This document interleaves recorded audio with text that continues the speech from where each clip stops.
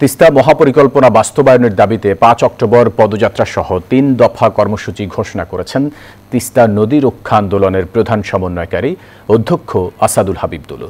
সকালে রংপুরে এক সংবাদ সম্মেলনে এই কর্মসূচি ঘোষণা করেন তিনি। বলেন, ৫ জেলায় পদযাত্রা শেষে জেলা প্রশাসকের মাধ্যমে অন্তর্বর্তীকালীন সরকার প্রধানের কাছে স্মারকলিপি দেওয়া হবে। ৯ অক্টোবর উপজেলা পর্যায়ে মিছিল সহ গণসমাবেশ। ১৬ অক্টোবর ১০ উপজেলার নদী তীরবর্তী ১১টি স্থানে মশাল প্রজ্বলন করা হবে বলেও জানান আসাদুল হাবিব দুলু।